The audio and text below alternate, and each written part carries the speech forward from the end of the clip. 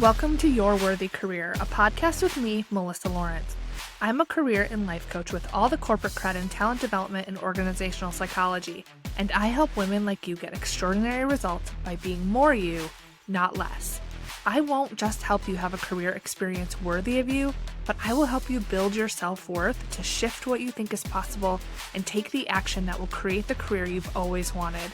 Whether it's more meaningful work you're passionate about, making more money, getting to your next level, or being more effective as a leader, we are shattering the glass ceiling here, the one that exists for women at work and the one we put on ourselves with our doubt and inner critic. Each week, you will get practical teachings grounded in neuroscience and effective career development strategies. You'll experience deep mindset shifts and the perfect amount of woo so you can run your career with ease rather than your career running you. You were born for more, and I'm going to help you get there, with maybe a few dance parties along the way. Your up level begins now.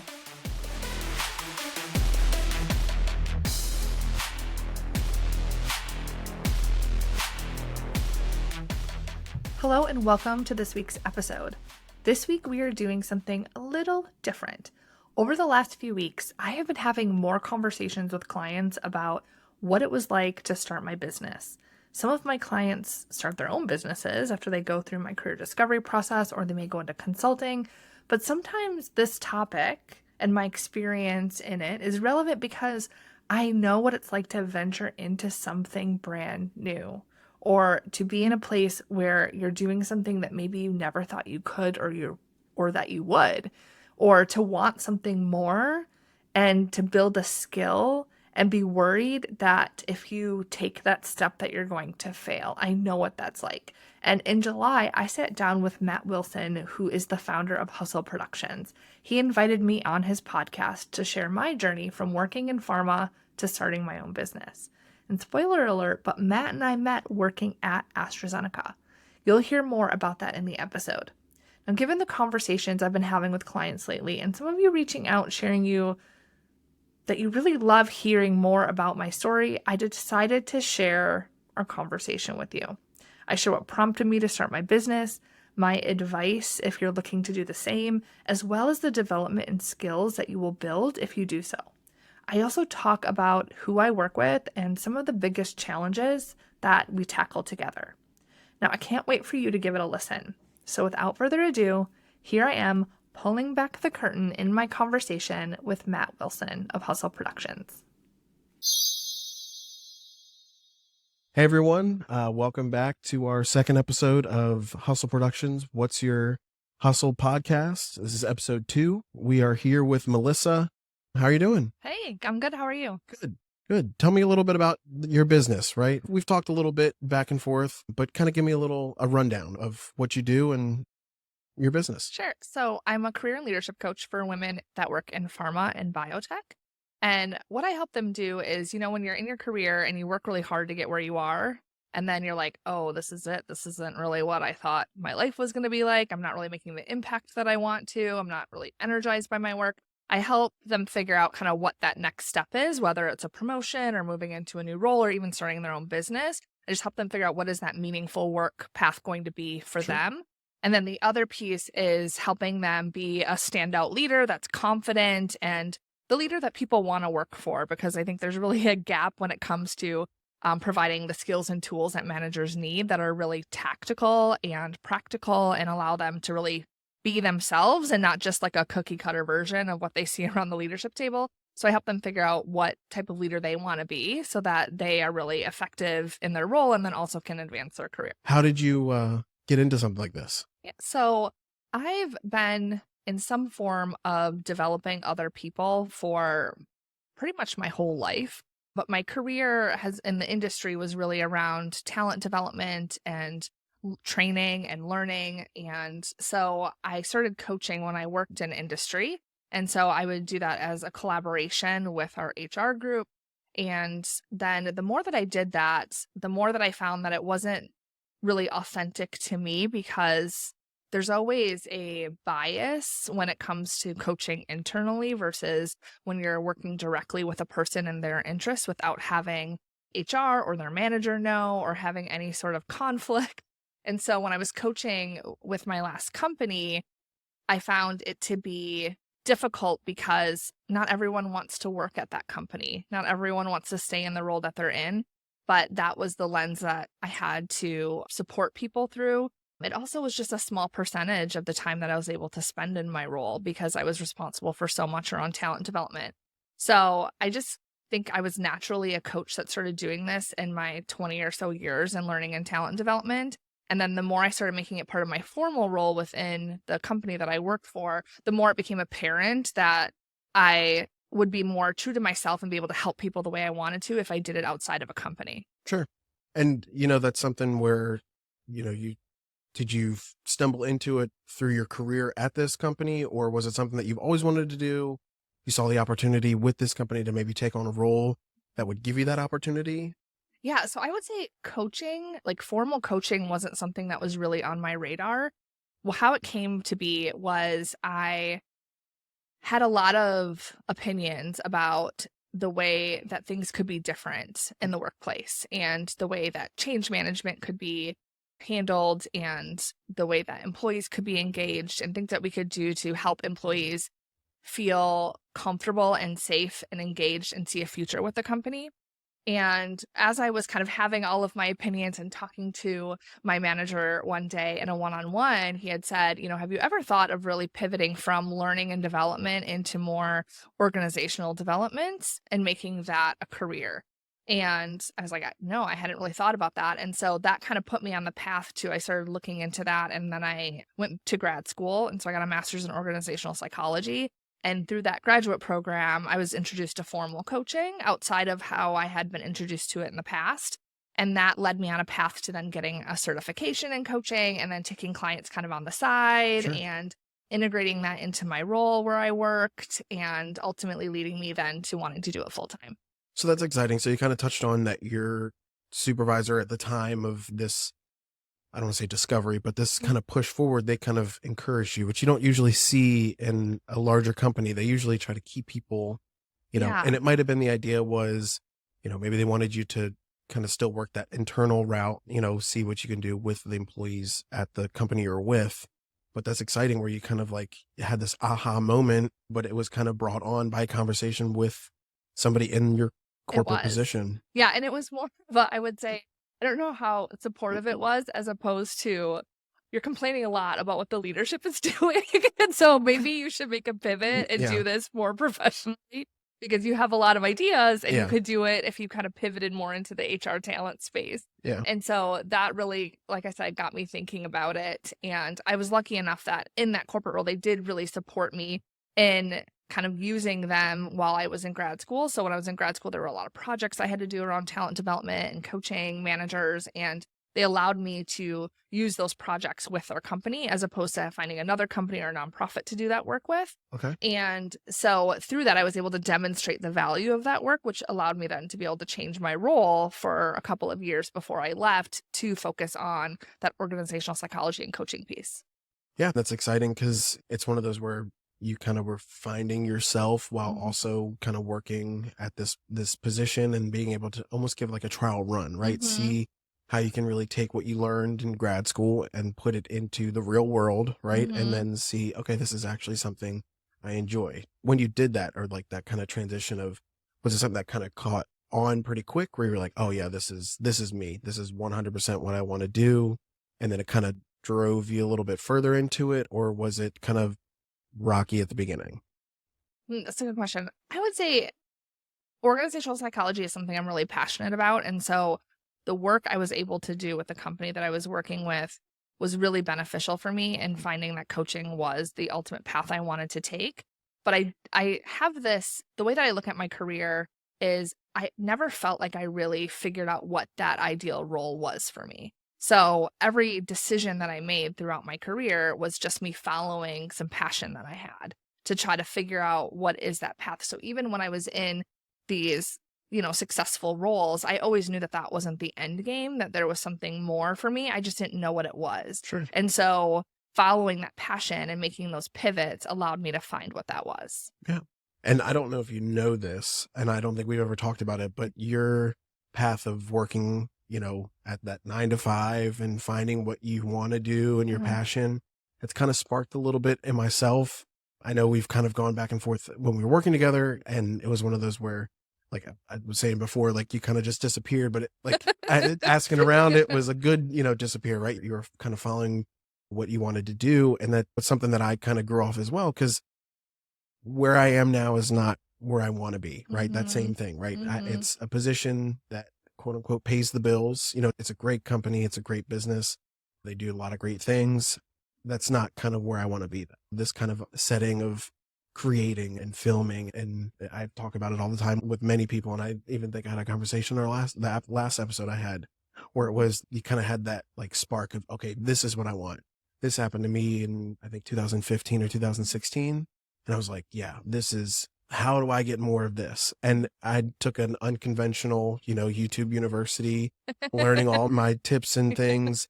I think it was last year's when I took my first official like course of like, okay, how do we start putting this all together, and then kind of going from there. So I feel like I'm kind of a couple steps behind you in a sense of still kind of balancing, the full time and what I want to be doing. And then hopefully in the future, transitioning to, full-time business owner, right? So you were balancing both for a little bit.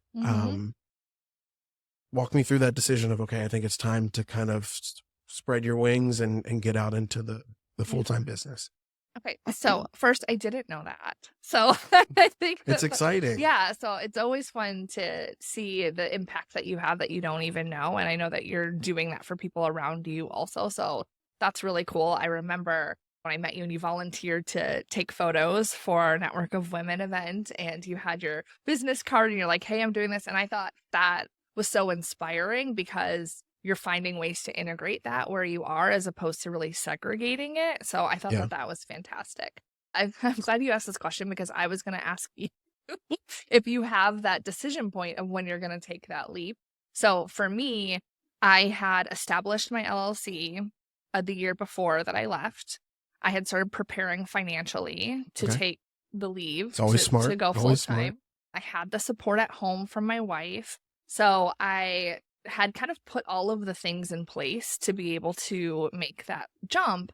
And I started taking clients at night. It started because I had to, as part of my certification for coaching, is I had to take a certain number of clients and document the progress or in the process that they were going through, and to kind of prove that I knew what I was doing. And so I was really lit up by that. And it got to this point where I would say it was like the fall of 2019 is when I kind of had everything in order, but I was having a hard time letting go of everything that I had worked so hard for. Yeah. So I was like, I hadn't come from a lot, and I was really successful by my own measurement and from my family's perspective. I had really come from humble beginnings, to say, and like I was, making more than I had thought I ever would, and I was more successful than I knew I could be. And so it was really hard to leave that. And so I found myself coming up with reasons not to leave.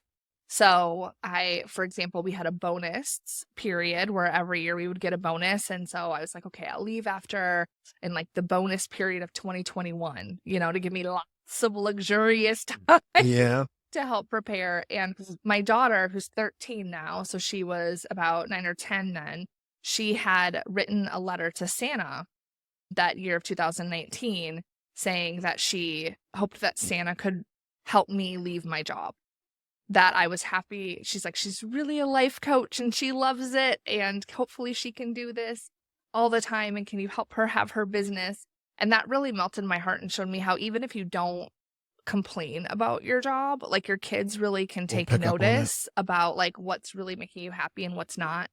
And so that I was taking to heart. And so it just kind of got to this point where I decided to hire a coach to help me, because it became where it wasn't a math problem. It was like a Melissa problem. Sure. So everything was like, I had all the support, I had all the things that can make me, and I was like, no, I can't give it up. Like, this isn't a good decision. I need to wait. And so I hired a coach in the spring. It was May of 2020, after kind of COVID had kicked in. And I said, okay, I want you to help me leave my job by April of 2021. So after that next bonus cycle. Yeah. I mean, it's something where if especially once you get to the point where you're like, all right, I can make it a few more months, right? Because you have a general idea of exactly what that what that payoff is Exactly. going to And I was like, be. it's easy money. I was Yeah. like, I'm good at my job. It doesn't take a lot of effort from me. Sure. So I can do that and bring in the payroll, continue to kind of pad my savings and leave later. And I hired that coach in May of 2020 and I gave my notice in the beginning of June. So it only took a few weeks. And so I moved up that timeline by a year because I realized it was me holding myself back. Sure. And part of that is just like, was my question for you too, is like working through those worst case scenarios. Because if you have that feeling that there's something more for you, if you have a passion, if you have something you want to do full time, like you're the one that can make that happen. And so figuring out for me, it was, okay, let's say it doesn't work out. Let's say no one wants to hire me or I don't make any money. Then what will I do? Yeah. And so working through all of those things helped me kind of just take the leap. Yeah. And I have that thought in my head, or that question, I think every morning when I wake up is, right, how do we get to full time? Right. And it's kind of transitioned a little bit. It's how do I get my wife to not be, in the workforce, right? How do I get her to be a stay-at-home mom with my daughter? Because it's quickly, about a year ago, the idea of daycare was terrifying, right? And it's nothing on the daycare systems. It's just when it's completely different when like it's your kid and you're like, I want them to be the safest they can be at all times, right? That's obvious with parents. And, so that idea of daycare was frightening. And I jokingly told my wife, I was like, look, okay, one of us has to stop working because I don't know if I can get through this. Obviously, it's a year later. She started daycare of October of last year. She's been doing great. We're seeing huge, leaps and bounds as far as, just basic things that you want your 1-year-old to be able to do. And, they're great. It was funny. She just got, I don't want to say promoted, but she moved up to the next age group in class. Okay. And all the teachers in the newborn class were like, my wife was like, I don't know, it's weird. They're very standoffish and they didn't really say anything. And then later that evening, one of them messaged my wife on Facebook and was like, we really couldn't look at you guys leaving because we would have, completely started bawling and everything because of that connection. And that's when it kind of set in. I was like, okay, she's in a good spot. She's in a good place. And I felt that long before, but it kind of was reassuring, right? So back to kind of what you were saying is that transition, right?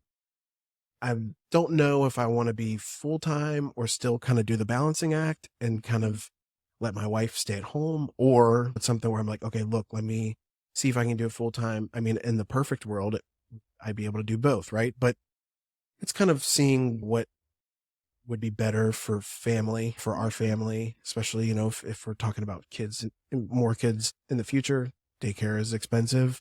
Like you said, you always have those things that kind of, it's a Matt problem or, it's a me problem. Like I can probably do it in the future. I wouldn't say right now, right? More and more growth and consistency is a big thing. I think my biggest thing is like, I don't want to say putting it off, but which way are we going to go? Are we going to go me going full time or my wife staying home? And that's kind of like, but what if you had both? That's exactly like if, right? if we could do both, and then, or even if my wife could like cut back, cause she's a nurse, so they can pick up shifts and do everything. So we've kind of thrown every idea at the drawing board and we're still kind of at that point. We're like, okay, what do we want to do? But you're right. You kind of set those like the next hurdle, right? Oh, I want to get to here. I want to get to here. I want to get to there. Yeah. And then here you are a year later, here you are 6 months later, whatever that time frame is. And you're like, well, all right, let me just, and then bonus time comes around like, well, I gotta, You can wait a little longer. Yeah. I like that either or thinking too, that like you can't sustain your family doing the thing you love. Yeah. Right. And I had that same thing. Like when I left corporate, I set like my wife up with like low expectations. I was like, okay, so this first year, I think I'm only going to make like $15,000 like for the whole year. Just don't expect I'm going to make more than that. Right. Yep. And I did way better than I expected because I put that plan in place of, giving myself a period of time to really test my theory and really go all in on what I wanted to do. And then if it got to a point where I wasn't making money, like after a year, then it was like, okay, then the worst case scenario is I put my tail between my legs and I go get a job. Like that's really not even a bad scenario. It's not. So once I was able to kind of come to terms with that, it made it a lot easier. But that kind of thought errors. The same thing I had is it had to be like one or the other. Like I was leaving my successful career to work for pennies to do what I love at the sacrifice of my family. Yeah. Right. But then what I proved to myself is that wasn't the case. Yeah. No, and that's, it's very, that, like I said, like it's inspiring, right? You kind of, I don't want to say you took a leap, right? You didn't just kind of go out on a limb and just do whatever. Mhm. You had a plan, you kind of built yourself up. And I kind of feel like I'm at that point now.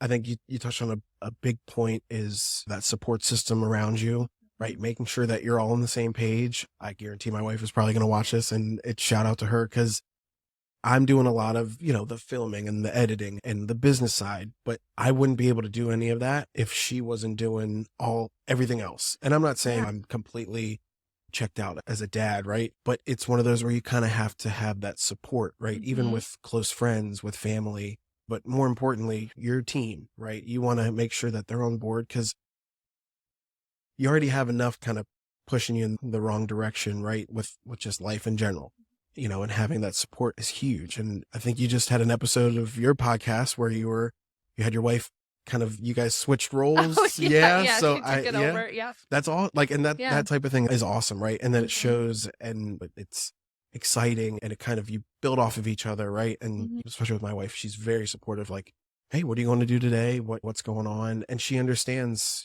it's a grind, right? It's Yeah. not going to be overnight. And she's kind of investing in me, which is kind of giving me more drive to make sure, it works. So it's exciting. Yeah. And I mean, another thing to do is really to look at the math too. Like everything seems so much bigger and scarier when it's just in our head Yeah. of this, like, because you think you're just leaving all of this behind. But I mean, you could look at the math too of like for you, based on the salary that you have now, like how many clients would you need? What type of projects would you need? Yeah. And some of the things, like you said, that like when we were talking about weddings, right? Like that if that's something you wanted to pick up just to kind of bring in something because you needed that little boost in revenue, but then you're doing this other work too, but just like knowing that math, that was really helpful for me. Like this is how many clients that I want to work with in order to make this amount of money. Right. And then how you can build that makes it a lot more tangible as opposed to like, I'm just on my, and I'm just trying to like make money. Yeah. You're just kind of like, all right, what are we going to do today? No. And Yeah. I definitely have that number. I don't want to say they're official mentors, but there's two gentlemen right outside of Gaithersburg that have kind of really helped me I was taking baby steps. Now I'm taking toddler steps. Yeah. So it's, it's definitely, and it was one of those where, we went back and forth and talked a little bit. And then they were just like, hey, look, we see what you're doing. We see you're really trying to grow. We want to help you as much as we can, and I can't thank them enough for everything they've done as far as structure, right? That was my biggest thing. And like I said, YouTube University, you can only get so much out of that where you almost need that mentor, right? Somebody that's gone through the ups and downs and the don't do it this way because that way never works type thing. I don't want to say it's a cheat code. I was actually just listening to Mr. Beast. I don't know if you know. Oh, my kids love Mr. Beast. Yeah. So on the podcast I was listening to, the last thing he ended with, excuse me, is mentors are the cheat codes of entrepreneurship. Like get with somebody or a coach, right? Yeah. Somebody that can kind of point you in the path and make sure that you're doing things the right way. And not so much right way as like, oh, you need to do it X, Y, and Z, but make sure it's on your path, right? Make sure it's share their lessons learned and like maybe help you think about things that you hadn't. Sure. So my next question for you would be, so you had this I don't want to say turning of the tides, leaving the corporate job. Do you use what you learned through that process to help you with the coaching, like help you put back into your business, like learn from experience type? You can kind of point people in the right direction. Yeah. So I have a process that I created that helps them figure out, it's like 100% works every time. And it helps them, we create what is called a career protocol. Okay. And it identifies specifically what it is they want out of their role. And then I help them achieve that. Okay. So I definitely leverage of my experience, of course. And so I think what makes my service unique or really valuable for the people that I work with is that it's kind of coaching, but also consulting, because I have career and talent development. That's an area of expertise that I have. So I know the skills that are needed. I know what it's like to work in the industry. But then I've also done things for myself, like navigated promotions or being kind of the only woman in the room, or I've written my own job description at my last company, and I've like been able to kind of negotiate what I do based on what I'm interested in. And so I've helped a lot of people do that also. So I definitely am able to take things that I've done and leverage those, and then also then with my own coaching processes. Sure. So do you see your clients, are they more trying to get into a better position, like get a promotion? Or are they trying to do what you did where they're moving into entrepreneurship or business owning or owning their own business? Mm-hmm. A mix in between? Kind of give me like, I don't want to say a breakdown, but Yeah, I mean, the ones that are looking to make a career change, they're in a place where they feel stuck, and they're either trying to get promoted and that promotion isn't happening, so they know that they want that next level and it's just working out for them, and they've tried everything that they can think of and they're just staying stuck where they are, or they're at a place where they want a change in their career, but they're not sure what it is. So Sure. they kind of worked really hard. They're usually very academic, gotten to a certain point, and then they're like, okay, I'm not really happy with what I'm doing, or I don't feel I'm making an impact in the work that I'm doing, or I'm kind of bored. I'm not passionate about what I do, but I don't know what it is that I want to do. So it's different from us where we were like, this is what I want to do. How do I They get there? don't know what it is that they want a lot of the time. And so that's what my process goes through, is identifying exactly what it is that they want. Yeah. Okay. And what challenges come with that? Like, is it something where, you know, you see the same reoccurring challenges throughout everybody? You kind of get a little bit something different every time. What are like the big kind of things you see? Yeah, I think it's definitely very similar. So I just started pivoting more to group programs because I am having the same conversations over and over again, one-on-one. And so that kind of feeling of where they want to be and where they want to go to is the same. The other piece that is similar is really just the confidence piece of making a change, stepping out on your own. A lot of people will tend to lose themselves in just the way that our society is. I mean, from the time that we're born, like we are being conditioned to be someone other than who is naturally us. Mhm. And so an example I like to use for that is really simple, is that when you're born naked, and then someone puts clothes on you and decides you have to wear clothes and these are the clothes you And have shoes. to wear, Yeah. right? I jokingly say shoes because that's like our big thing that we're Yeah. doing with our daughters. They do recess and everything's like, okay, time to start wearing shoes every day. And now there's Velcro on the shoes. So Yep. now Velcro is now something fun to play with. So, but no, that's a really good analogy of, you kind of are. You're being molded. Exactly. That's a Yeah. great way to put And it. so Yeah. and then you're also being taught that there's a right way to do things. So you kind of have your parents that mean well, or your caretakers around you that are showing you like what's right, what's wrong, what success is, how much money you should make, how much money is too much money, Yeah. how you should feel about yourself, who's pretty, who's not. Like all of these things you're being taught as you're growing up, and then you're in school and there's a grading system, right? Where it's, you want to get an A. If you're not getting an A, you're not smart enough, right? Which Yeah. is really arbitrary. And there's standardized testing, right? Where you're just learning to pass a test. You do the same thing in college. You do the same thing in your career. Yeah. Like when you're in a career and you're putting on a rating scale of you're a 3, meaning you're meeting expectations, you're a 5, you're exceeding, you're taught again to like look at what other people are doing that are where you want to be and mold yourself into that. Compare. And so what happens is a lot of the people that come to me are, 30s, 40s, 50s, even 60s, and they're like, okay, I don't even know what I want anymore. I don't even know what is going to make me happy at this point because I've kind of lost myself. Yeah. And so that's a lot of the work that we do too, is bringing them back to who they are and what's authentic to them. Like, what are those things that are really going to light them up? What are their talents and their skills that maybe they've forgotten about? Yeah. And then we amplify those and figure out what role is going to be best for them. And so that is all the same with everyone that I work with, as well as like my process includes like a testing component too, because I don't want to throw anyone into something that they're not ready for, because the grass can seem greener, and then they go and test it out and they're like, oh, this isn't really what I thought it was going to be. So we want to make sure that it's actually going to be the right fit for them before they, like, say, for example, leave their full-time job and go full-time into something else. It's funny because my last episode, we were jokingly, and I made a statement. I don't know, a statement. It was a quote that I've heard, and I even made sure I was like, look, I didn't make up this quote, but it kind of applies to this, is that sometimes the grass isn't always greener. Sometimes it's artificial turf. Sometimes it looks nice, but once you get over there, you're like, I don't know. But that's a good way to put it, was you're there to kind of help people one, figure out what they want to do, right? What is it that they truly will make them happy? And I think for me, it's stuff like this. So you were saying with challenges that you see, where you kind of have like consistent, but also new challenges. Yeah, and it's not always a drastic jump too. Sometimes people are afraid to even figure out what they want because they're worried that it's going to result in them having to quit their job. Like it's almost like the ignorance is bliss. Like, well, what if I discover that I would rather have my own business or I would rather work in a totally different industry or department and I start over? Like that seems more scary than just being unhappy right now because it's good enough. Yeah. And so like they can convince themselves to kind of settle, but it's often not really drastic. Like I've definitely had people that have gone into consulting or started their own business and left industry or worked within industry. Or like I had someone that really wanted to have a horse farm. Like all different things have come out of that process.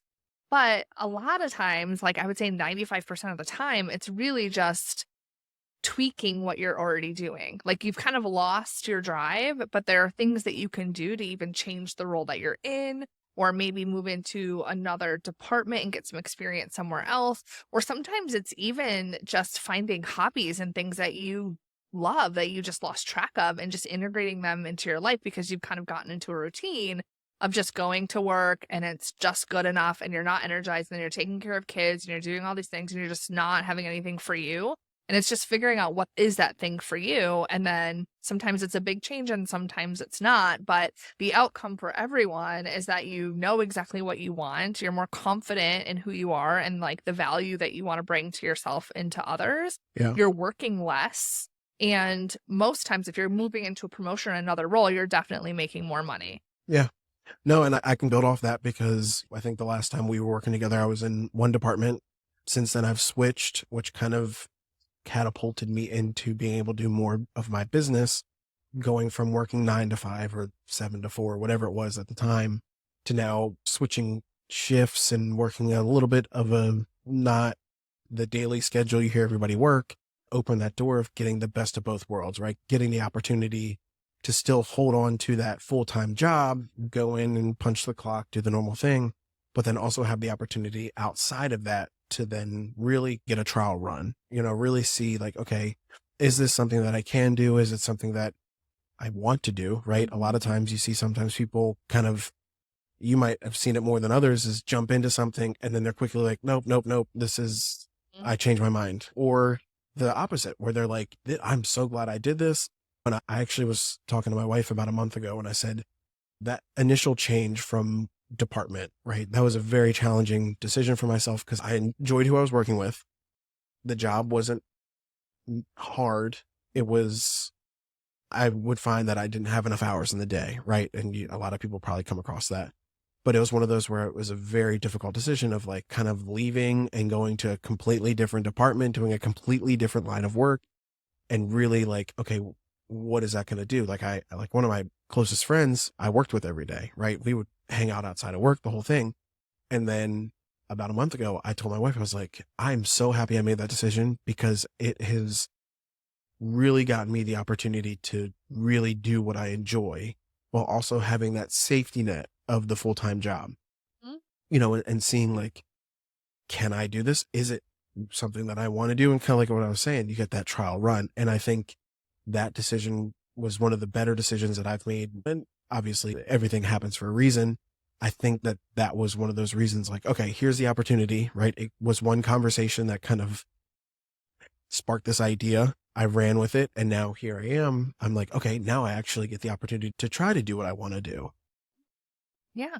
Yeah. And I think that is definitely really valuable. Like same with me. Like when I started my career when I was out of high school, I started thinking I was going to be a social worker. And so I worked in child welfare for a number of years. And then I decided that's not something that I wanted before I moved into industry. And all of those experiences are little clues to what you might like. I'm really a big proponent of having mentors, of kind of saying yes to things, even if you're not sure it's a good fit for you, just to check it out, just to see what you like and what you don't like, because it's definitely going to give you data. And then what I do with my process is I really try to collapse that timeline. So instead of spending like I did, like years trying to figure things out and then getting the courage to make the change, is really getting clear on what you want Yeah. within a couple of weeks. And then let's figure out if that's a good fit for you. Like the horse farm client that I had, she really was like excited about leaving her industry job and having this horse farm. And then we did the research, we did the testing out, we did some networking where she got to know a little bit more about what that would take and decided that's not actually something that she wanted. It was actually more work than she anticipated because of that grass is greener, right? It's just Yeah. like, I'm just going to be with the horses all day. It's going to be amazing. Uh, And then you see like the costs involved, the space you need, like how much work it really is. And then what we found is that there was actually a volunteer organization that used horses with children as part of therapy that she wanted to get involved with. And so she did that with her career. And then we just tweaked what she did for her role, made her role more meaningful. She was able to be on more projects that she really loved. She got promoted and then she did this on the side. And that combination was what really set her on the path Was to what her own happiness. That's awesome. And that's exciting to hear because, again, you helping people figure that out, it's got to be very rewarding on your Mhm. end. Obviously, you run a business, you want to make as much money as you can, but at the same time, you're getting more value than the dollar, right? More Mhm. value than what they're paying you to help them with. You kind of get to see them go from, I'm not sure what I want to do, to, I can't believe I'm finally doing what I enjoy. And that's got to be priceless, I guess is Yeah, a good way to put for it. sure. And I honestly, money wasn't a big motivator for me. My wife always reminds me when I like have a goal and I don't meet it, or I try something and it doesn't go as well as I thought it was going to go, that I said when I started my business, if I could just help one person, that it would be worth it. Yeah. Because the idea of someone trusting me, hiring me like person to person, not because we work together, or I had a company behind me other than my own, and me being able to help them be happier in their life, to like overcome trauma they've had, like all of these things that I help people with, like to help one person is so meaningful. And now I've been lucky enough to do that over and over and over again. But that's really what drives me, is it's just when you think about the ripple effect of that work, where they're better parents, they're better partners, they're better friends, you know, they're happier, they show people what's possible. And that changes like the whole generational line that they're in. And so that really motivates me, and to be able to make money to do that is just icing on the cake. Yeah. You don't even think about the money side. You're just more, you're kind of happy with the helping the other people side. Yeah. And I have a very similar mindset. I do a little bit different business, right? Mhm. But at the same time, I enjoy helping. One of the last businesses I made content for. They're like, hey, this is month 2. We are brand new in the business. And I said, all right, let's do what we can do. Let's work at your pace. Cause obviously it's tough doing stuff for free, where it is beneficial in some situations, some it's not. And you really figure that out along the way. But it was one of those where I was like, look, I'm here to help you. Let's kind of capitalize on everything that I can do for you while I'm here. And that same idea, right? You know, that promotional video and then kind of cutting up little clips for them to then use on social media. I think a lot of people don't realize that you can really value stack a lot of things you do, especially on social media and content. And that's where like I want to say expertise. That's exactly what I'm trying to get into, as far as like showing people like, look, there's a way to kind of value. But going off of what you said is like, I saw this business brand new. They're still like that exciting. We just Yeah. started. They were a brick and mortar, or they are a brick and mortar, you know, Mhm. and it's one of those where I'm like, more power. I wish you all the luck, all the success in the world.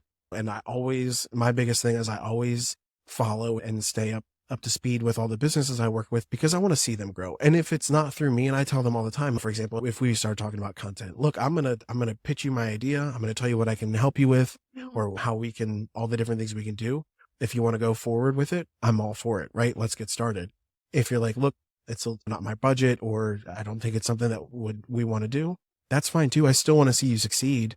There's nothing I'm not going to be like, oh, well, they don't want to work with me. I'm going to I'm going to follow you. I'm going to support you. I'm going to comment and do everything I can, because I know from the business side, it's tough, and seeing that success really kind of pays off in the long run. Mm-hmm.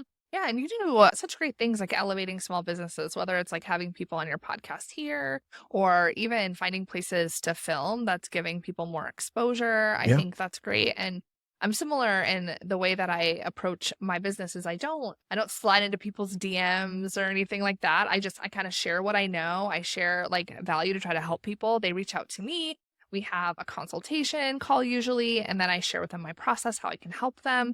And if they're like, yes, let's do it, great. If they're like, no, it's not the right time for me to invest or whatever it is, then that's fine. And like, that's why I have my podcast. That's why I do different free things so that people can always get some sort of help from me, Yeah. regardless of where they're at and their ability to invest financially. Yeah. And I'm very similar, right? I try to put out, I catch myself not posting as consistent as I want. Yeah. That's one of my 2023 goals is, okay, let's get more consistent. And I just realized we're halfway through the year. July is 6 months, just halfway. So it's one of those where I'm like, all right, let's start. Even for the past 2 weeks, I think I've been a little bit more consistent. So it's one of those where I want to see people grow. And even if they're not working with me directly, I put out tips. Like I think the last video I put out was talking about reminders about posting, right? Something that I use myself. I'm like, okay, let me just make a 30-second video talking about this. And maybe it'll help somebody get a little bit more consistent with posting. It'll come across somebody's plate and they'll see it and it's like, oh, that's great. And then they'll just keep on moving. And I know that I've helped them, even if it's just a little bit, it's still worth it, right? Mm-hmm. Yeah. So, all right. So the last question I'm going to ask you, and then we'll kind of wrap it up, is what advice would you give somebody, or coaching advice, however you want to see it, that's looking to jump into starting a business, or not even jump into, but just starting a business in general? Yeah, that's a big question. I definitely think that if there is something that, like, if you don't feel like you belong kind of in the corporate space, or you just have this idea of the solution that you can help people with, like, businesses are really just providing solutions. So if you have a problem that people have and you have the solution to it, like, you could have a business if that's something that you want. You won't know until you try. So if you can set yourself up to be able to just try, whether it's on the side or if you're fortunate enough to just go in full time right away, whatever it is, but like, you're not going to harm anything by trying and just getting started. There's a lot of information out there. With that said, I do think it's important that you don't get so caught up in what everyone else is doing for your business. And that's just a lesson that I learned. So when I started my business, I knew I had a solution I could provide and that it was valuable. I was new to being a CEO. I was new to marketing myself. And so I looked to other people to help me with those things when I realized, oh, wait, like, at first I had a lot of clients coming from where I used to work because I was that talent person. So it was like, oh, now you're over here. Okay, you can help me over here. But eventually I had to get broader, and to market myself was a new skill that I had to learn. And there's a lot of advice out there, but it's based also on what worked for them, and everyone has their own business model. And I've kind of gone the long way, but I think that you have to just, at the end of the day, follow your own intuition around what works for you, the kind of business that you want to have, not to lose sight of that. Like we talked about before around like starting a business, and then you kind of get caught up in the money or caught up in the grind and you like forget why you started that business to begin with. So a lot of that is just staying true to you, and you can figure anything out. Like, everything is a problem that can be solved. And when I started to look at things that way, as whatever was happening in my business, this is just a problem and I can solve it. Like, things just got a lot easier. So if anyone's looking to start a business, I would say just try. It's a lot easier than you think. I thought like to establish an LLC, to start a business, was like very fancy, like not for me. Like I don't know who was doing this, but like that was too fancy. Like maybe you needed a lawyer or something. But you could actually, like for Maryland, you can just go online and just establish your LLC, and they take a little bit of money from you, but then you're good to go. Yeah. So and it's one of those where you have there's a lot of resources, right? And I did the same thing probably about a year ago, maybe a little less than a year. And it was one of those, okay, let's start getting official. A lot of it was before, and I'll be the first one to say, it was on the side, not really officially a business. And then I was like, no, that was my first step. It was, let's make it official, right? Let's kind of really invest and really put that title to it, the LLC behind the name. Like you said, it's a lot easier than people think. There's a lot of resources that will help people, right? It might be a little bit more pricey, right? Because everybody sees a problem, they have a solution. And that was I have a business degree, and that was the first thing I learned in business is there's no such thing as a free lunch, right? Yeah. But there are resources for people to use if you want to start a business, if you want to become, I don't want to say legitimate, right? But having that LLC or sole proprietor, whatever route you want to go or whatever works best for you, you're right. It's a lot easier than people realize, for sure. and like test your theory, right? Like I think myself included, a lot of people take things really seriously. Like now I'm a business and I have to be this certain way.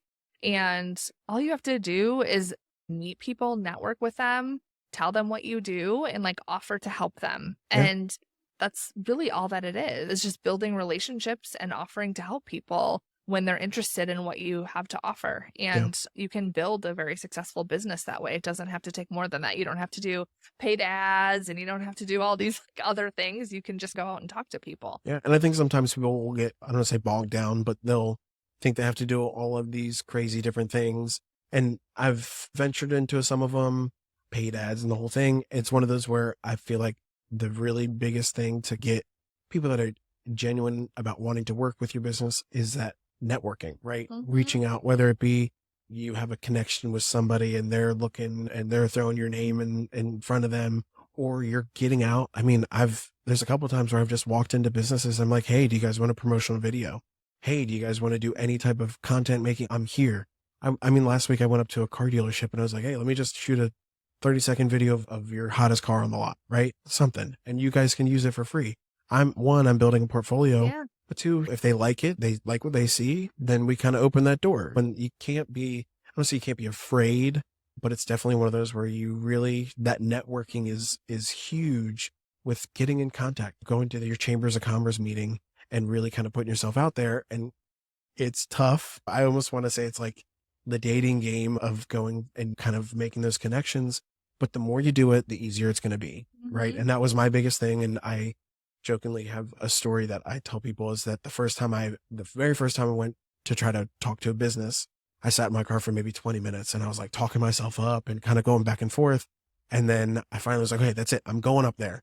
I walked up and I went to open the door and I pulled the door and it was locked. And I was like, the business is closed. And like, it was one of those where I was so worried about, I was in my own head that I didn't even think. And that answer was right there. The hours were right on the door. So, it kind of put like a reality check. And I joke about it now. At the time I was petrified. I was like, oh my gosh. And then I was like, somebody saw me, but it kind of like that comedic relief of like, it's a funny story. Now it's kind of built that, well, it can't be worse than the first time I ever tried going to talk to a business. They were closed. So I kind of built off of that and I've gotten way more. It's been a little bit easier for myself to talk to people and network, like you said. Yeah. You build your confidence as you get going. And I think a lot of people think you have to have the perfect process and the perfect solution just to get started. And you really don't. Like the way that I marketed myself and what I called myself when I first started is different than today. And I've always gone through just saying like, this is how I can help you now. Let's do that. And then it's just, you'll find, just like when we talked about careers, you'll find your niche, the thing that you really love, the process, I develop your own IP. You'll do all of that as you get going, but that doesn't come until you get going.